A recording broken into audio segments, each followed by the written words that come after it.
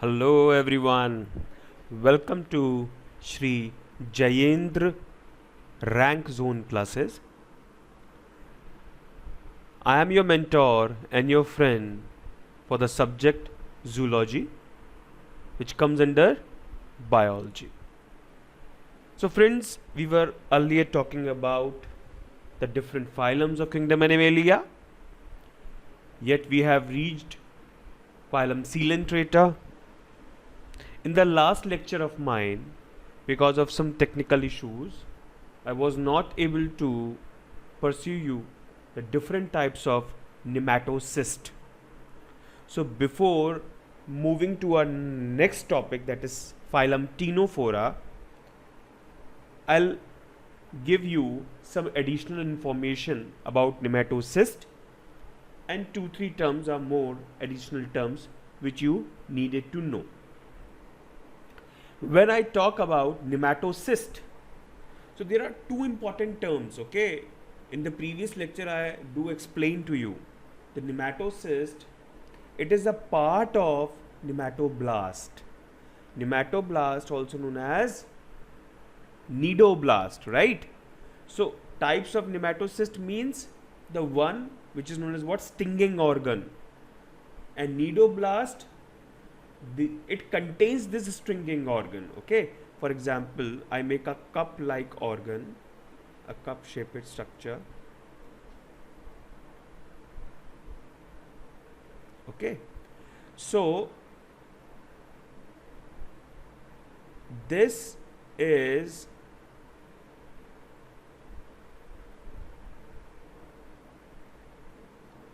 okay. Suppose this structure I'll draw, okay, just to make outline. So this structure is basically known as what? The internal structure is nematocyst, and the outer structure is known as what? Nidoblast. Okay. Nidoblast is stinging cell, and nematocyst is stinging organ, right? Yeah. Now basically what happens, there are some types of nematocyst you actually have to know. The first is stenoteles or penetrants. Stenoteles or penetrants. The name itself suggests penetrants means they're gonna penetrate in the body of prey, and after these defense weapons, after they get penetrated, they secretes a kind of neurotoxin which paralyzes the body of the prey. This neurotoxin is known as what? Hypnotoxin. This hypnotoxin or paralysis, it causes paralysis. The moment prey, it comes out of its consciousness, it becomes unconscious. They, with the help of their osculum, means the mouth, and tentacles, the tentacles help to force the prey into the body cavity, means the osculum. So basically these, they are some of the animals which can make or which cover the maximum part of the ocean when we talk about, especially in the form of coral reefs. These cnidarians only, they have evolved a lot, especially in developing and in admiring their weapons. What type of weapons? The nematocyst, okay? So the first type of nematocyst is stenoteles or penetrants. It secretes hypnotoxin. Hypnotoxin helps in the capture of prey. If somebody asks what are the functions of nematocyst, then you just have to explain defense and offense. Sometimes one cnidarian wants to, especially that if cnidarian is solitary, okay, that cnidarian don't want any other cnidaria to grow around it, okay, so they can also with the help of these nematocysts, they can, okay, pull away the other species. Now the second is Holotrichus isoris. Holotrichus isorises, they are also known as streptoline glutenins. Friends, you just have to remember the names. You just have to remember the names.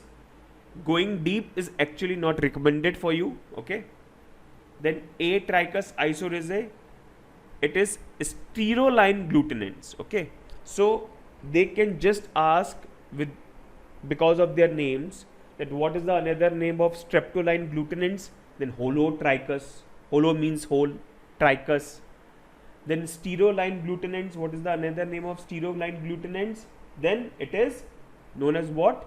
Atrichus. See, the fact is stenoteals or the penetrants means the first one. I'll show you the picture in the next slide. Yeah. So this is the first one, that is stenotele or the penetrants.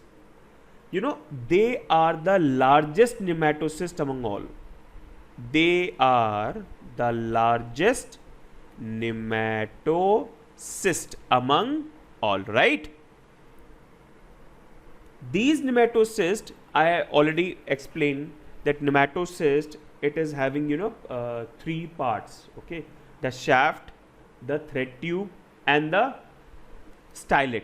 Okay, when these parts of nematocyst helps actually in making or in constructing a weapon, that weapon actually helps to penetrate or comes outside of the body and goes penetrated into the prey. So what actually happens, I'll explain you. Suppose this is a tissue of prey. Okay, this is a prey tissue. Okay, then I am talking about this stenoteles of penetrants. I am just making the nematoblast or the nidoblast, inside which is nematocyst. So what exactly happens? This is like,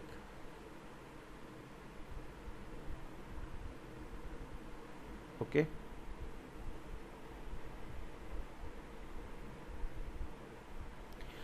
these parts, they are known as what? Nidocell. They are known as what? Nidocell. This is nidocell. Okay, now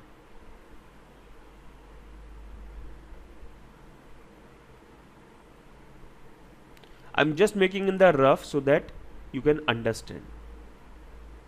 Now what basically happens, the moment prey touches the nidocell or the stylet, this is the stylet, this is the stylet.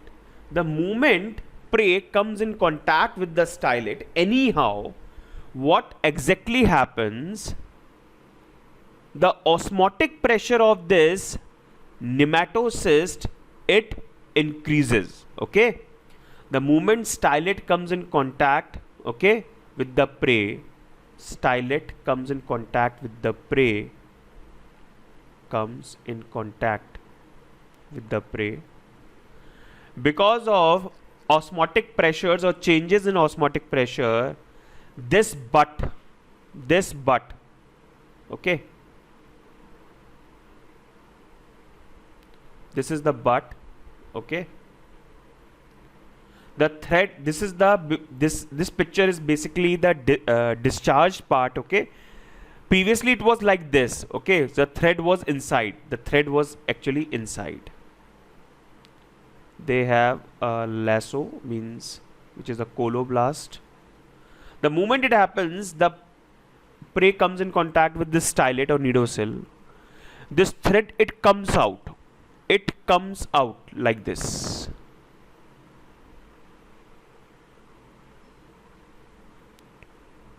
The thread comes out like this and it penetrates.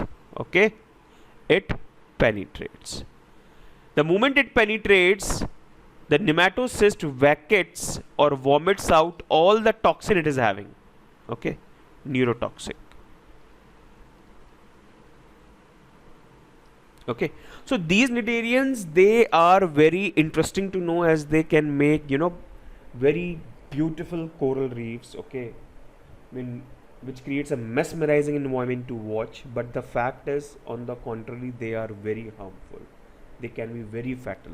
Some of them, they secrete that much dangerous neurotoxin which can be very fatal to humans as well.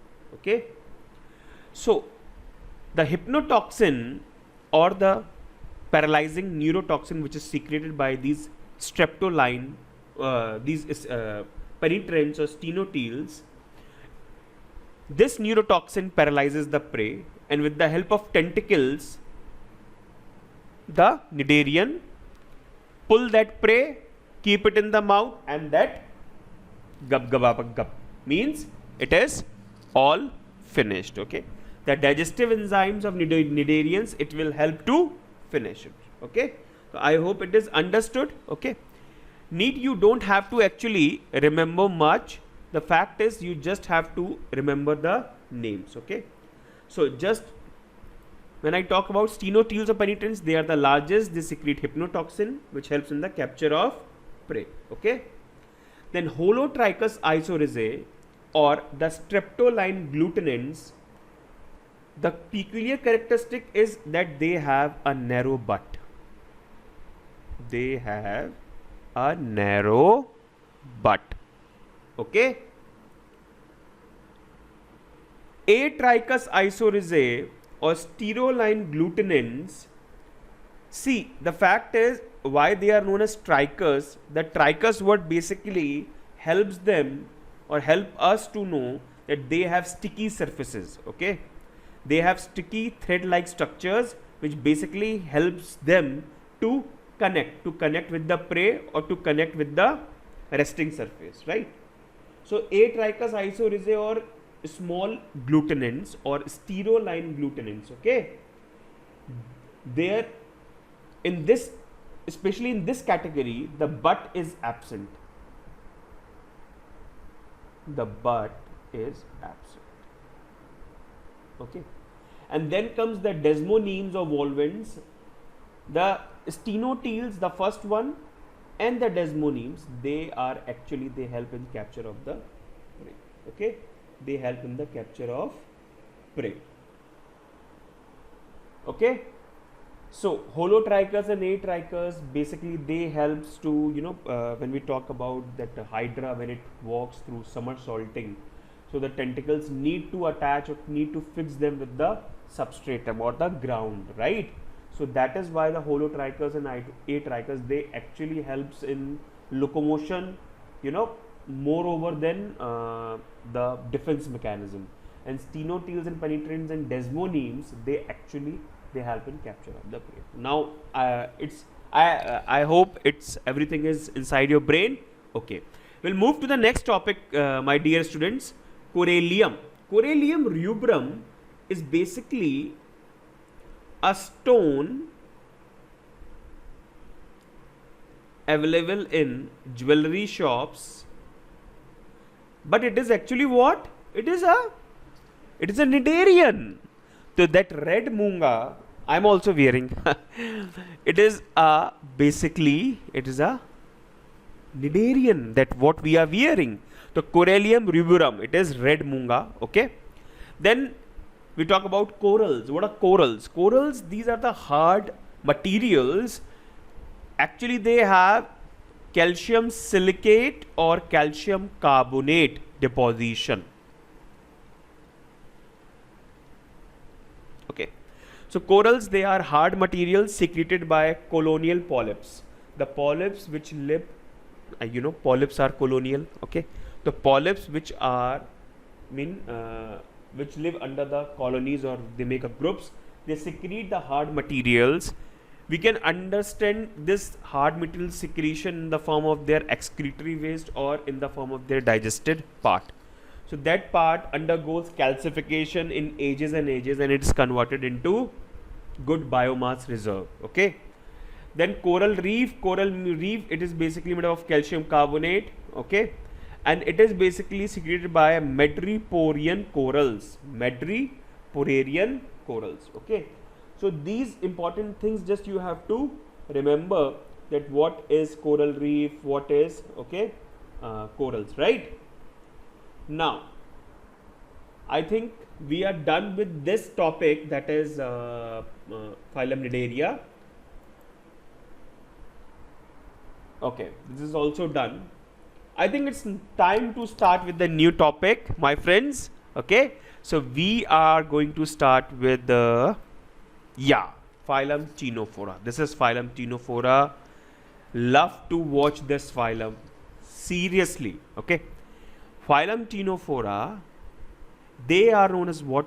Comb jellies or sea walnuts. Okay, so whenever you've been asked in 1 marker question, especially in the form of MCQ, comb jellies are phylum Ctenophora, sea walnuts are phylum Ctenophora. Okay, no need to remember, just have one click. The phylum Ctenophora, they are also known as comb jellies or sea walnuts. Now, what are the general characteristics of this phylum? Okay, this phylum, all the individuals or all the organisms belonging to this phylum, they are marine, means they live in salt water, oceans. Okay, they live in salt water. Now these ctenophorans, they are actually evolved from phylum Cnidaria.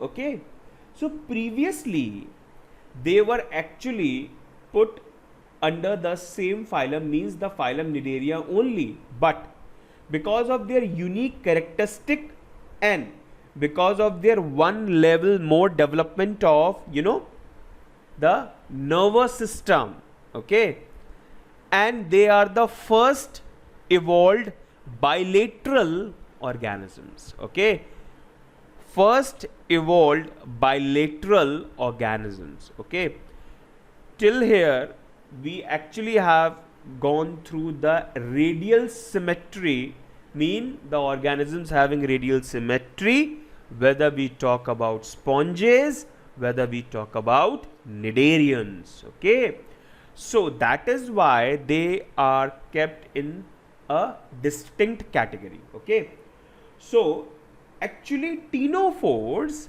they were diagnosed or they were observed by Escholz in 1829.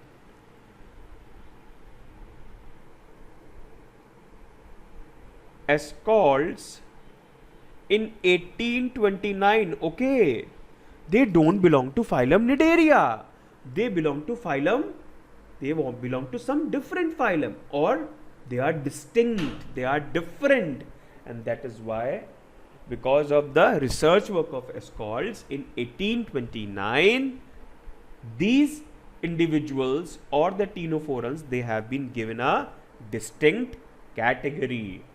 So as we discussed, they are all are salt water living, they are marine. Now they feed on planktons. Before this phylum, we actually have studied about the cnidarians. They have incomplete digestive system, right?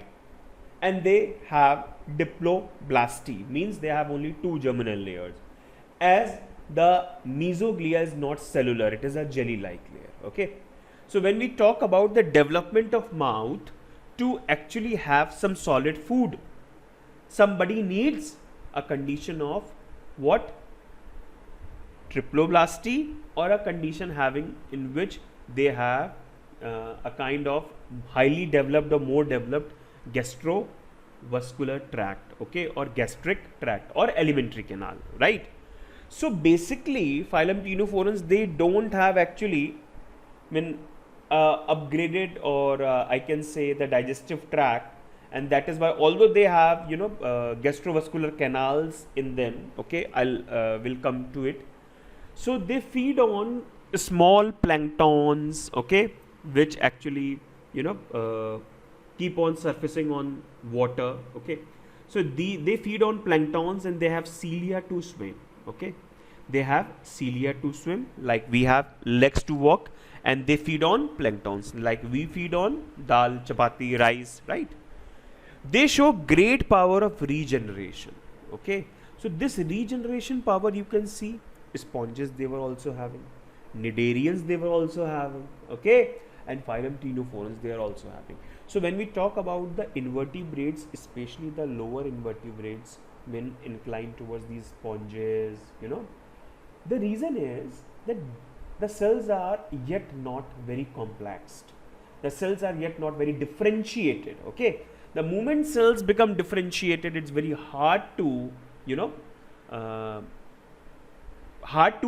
come up with the same frequency of division, or when we say a cell gets mature after dividing and dividing, it gets mature.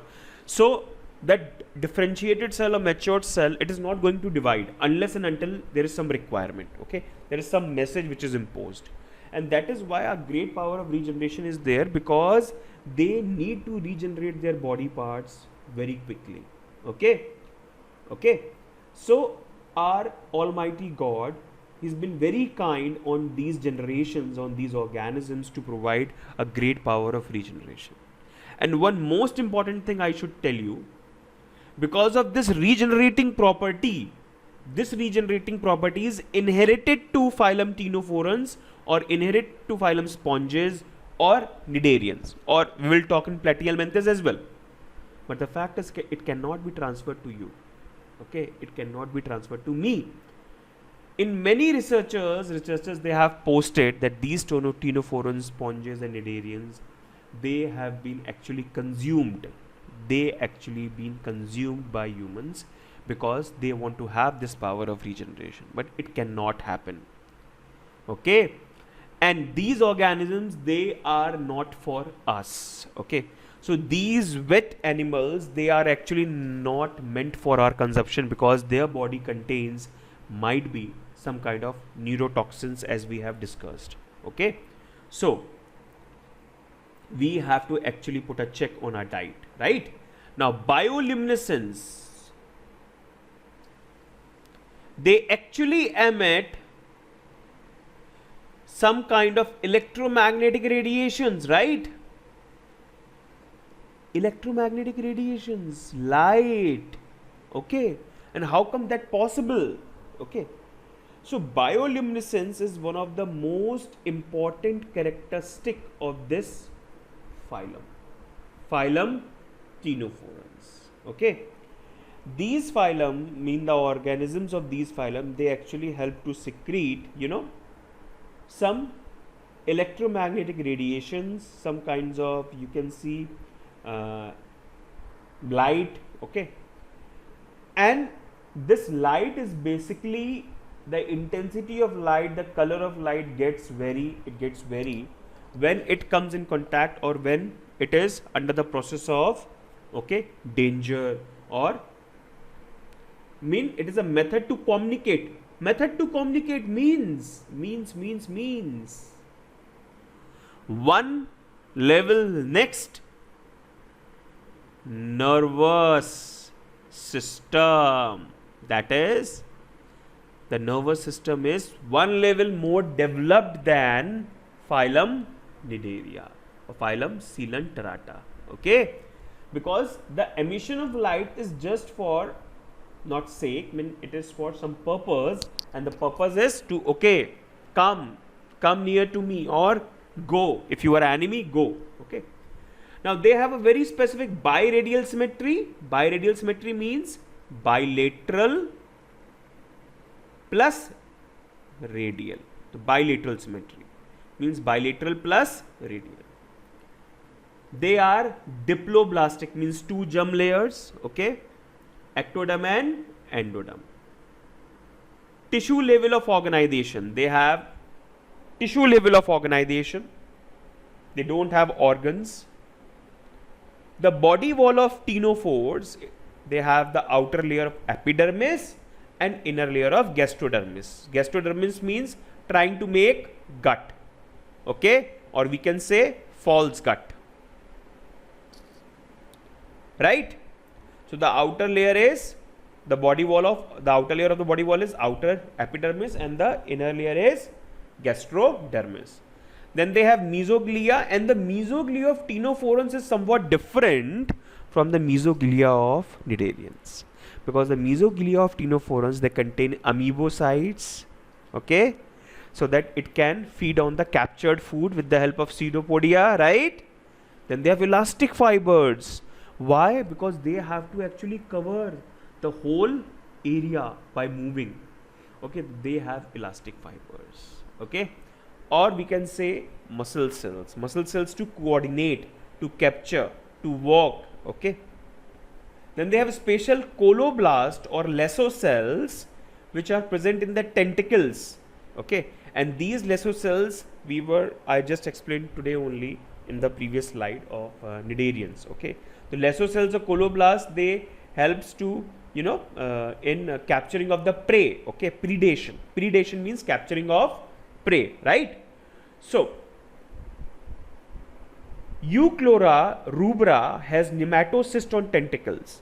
Other than this, no ctenophorans, they don't have nematocyst. Okay, but Euchlora rubra, it has nematocyst on tentacles, which basically proves the link that which proves the connecting link between ctenophorans and cnidarians. Very good, very good. Okay, so this was actually the general characteristic of phylum Ctenophora. Okay, more to go in the next slide. I'll go through once. Sorry, all are marine, means they live in marine water, salt water. They feed on planktons, means small, okay, plant, leaves or organisms. Okay, they have cilia to swim. Okay, they show great power of regeneration. They need to divide, okay, again and again. They regenerate their body parts very easily.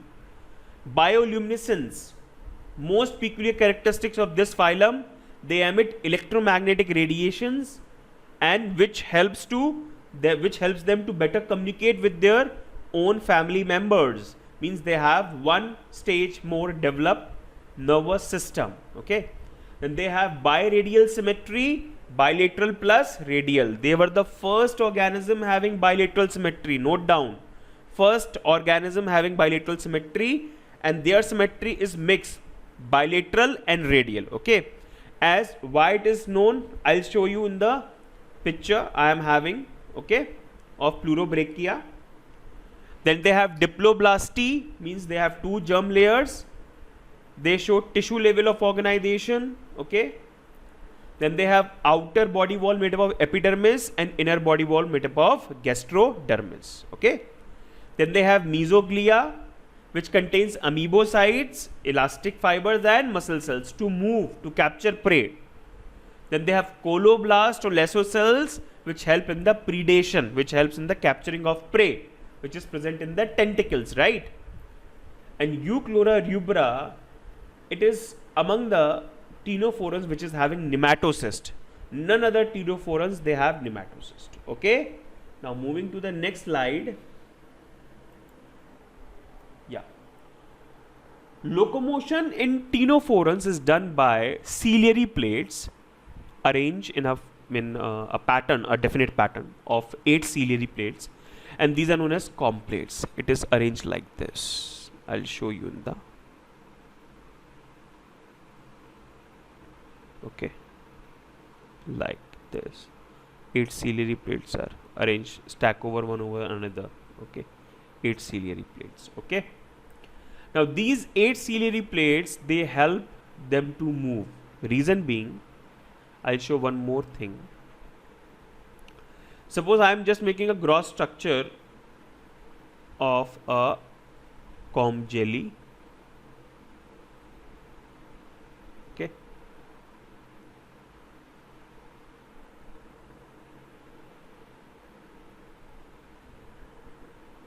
it is having cilia.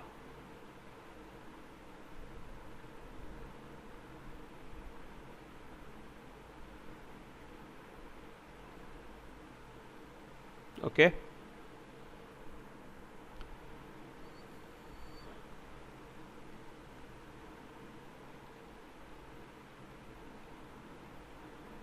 Now, if you can see,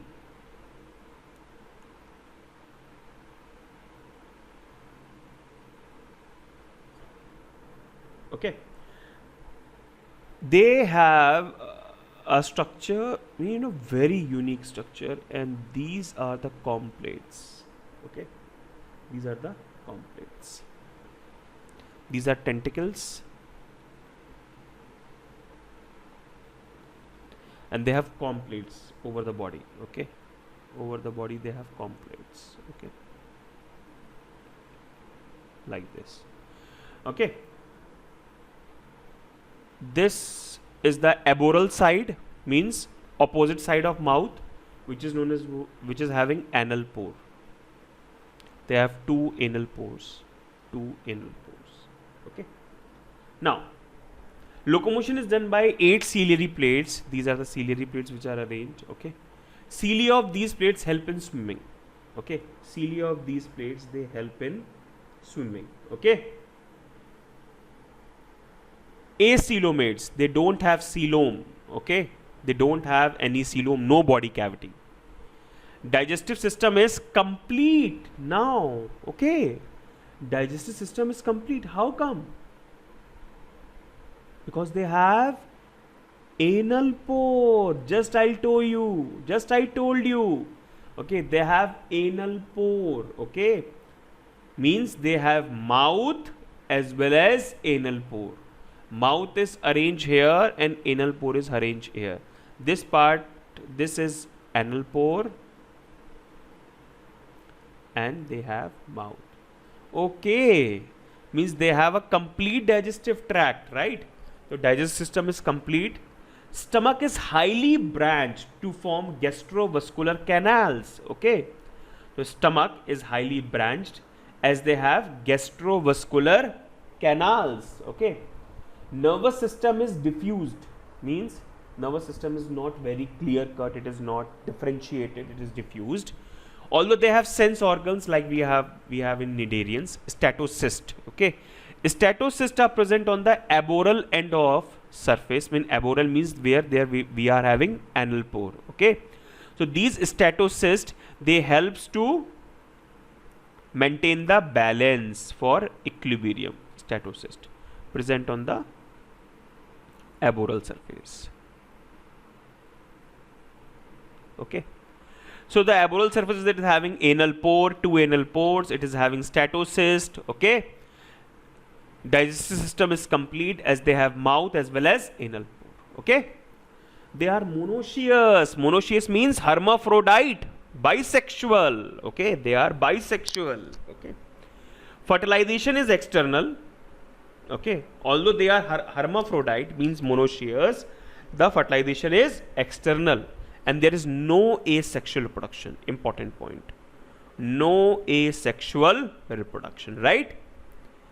Development in case of ctenophorans is one step ahead the development seen in cnidarians. How? First and most important thing, in case of cnidarians, the egg is lecithal.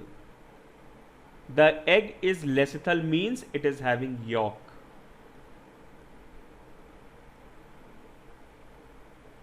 Okay, so in case of ctenophorans, the egg is having yolk, it is lecithal. Okay, the development is indirect with the help of larva. Okay, the larva is sidepiped larva, and they have stages of gastrula formation, means embryogenesis. The embryo is formed. Okay, the gastrulation is epibolistic. Okay, the gastrulation is what type? Epibolistic or epiboly, and the cleavage is holoblastic, means complete cleavage. It means if all the capsomeres they will stick to each other, they have a new embryo. These terms might not be, they are going into directly into head, because these terms you will actually get to know in the reproduction chapter. Okay, the gastrulation, the cleavage. Okay, here you just try to memorize it. Okay, that the type of cleavage is holoblastic, the type of gastrulation is epibolistic. Okay, and the name of the larva, cytiped larva. Okay. Now the classification, when we come to the classification, yeah, one more important thing I just tell you, that as I've told you that their egg is lacethal, they have yolk. Okay, so yolk is initially, it is at the center of the egg. Okay, but moment the cleavage of the embryo starts, the cleavage of the zygote starts to form embryo, it becomes, or it goes at one end. So previously, as it was in the center, it was centrolacithal, and afterwards it shifts to the end, then it becomes telolacithal. Okay, so is that understood? Centrolacithal means yolk was at the center, and telolacithal means yolk is at the terminal end, right? So just you have to remember cytiped larva in case of Pleurobrachia as example. Okay, the gastrulation is epibolistic. Okay, and the cleavage is holoblastic. Okay, and determinate. Okay.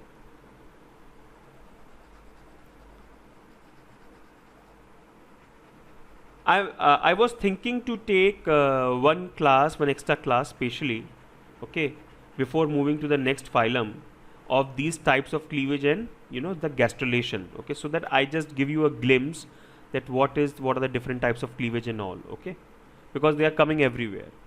Now class 1, when we classify these ctenophorans, the class 1 tenaculata or tentaculata, tentaculata means they have tentacles. Okay, they have tentacles, and their stomatium means pharynx is a small pharynx or stomatium, right? Just you have to remember the example: Hormifora, sea walnut; Pleurobrachia, sea gooseberry. Okay, and cestum, venous girdle. Okay.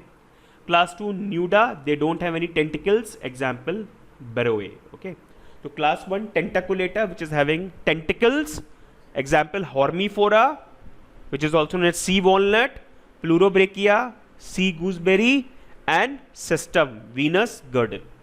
Class 2 is nuda, means they don't have any tentacles, example Beroe. Okay, so I think this slide is understood.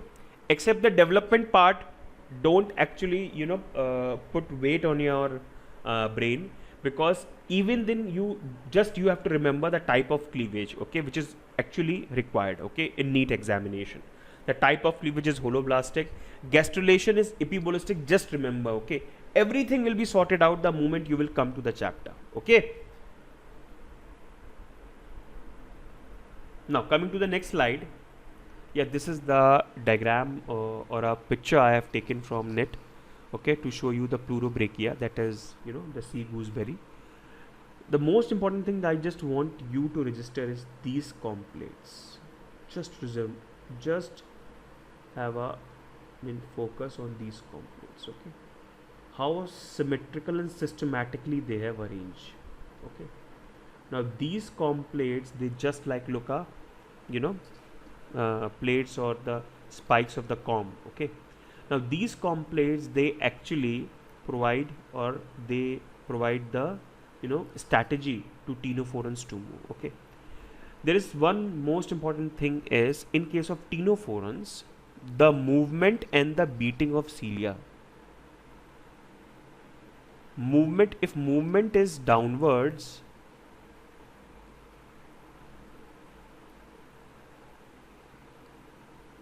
okay, these tentacles and cilia, they move upwards.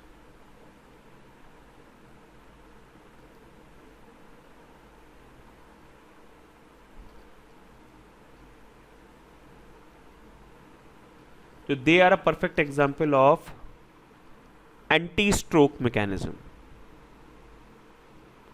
anti-stroke mechanism means they have, for movement, they need to pull their body back. Okay, for movement, we need to pull our bodies front further. Okay, but they needs to pull it back. Okay, so and I've already shown you the anal pores on the aboral surface at the back.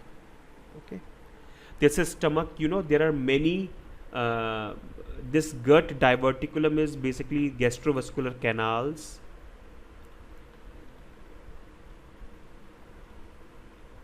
Okay, the canal means the gut is divided into many canals. Okay, now this pharynx or the stomatium, this is mouth, this is the oral, and this is the aboral surface, aboral, right? Okay, and these are complex. Okay, is that understood? Okay, so I hope everything is clear, especially the questions of these animal kingdom. The moment we complete Annelida and Orthopoda, I will be making you solve. We will discuss questions for in 1 or 2 turns, okay, 1 or 2 hours, so that you got to know that how or what are the strategies, what the type of questions, the typology of questions comes in NEET examination. Okay, so till then we start the next lecture. Take care, stay safe, stay blessed. Go through all my video lectures, okay, especially the previous one to have a connectivity. Okay, and you can post any of the questions on the website offered to you, given to you. Okay, then bye bye, take care, stay safe, stay blessed.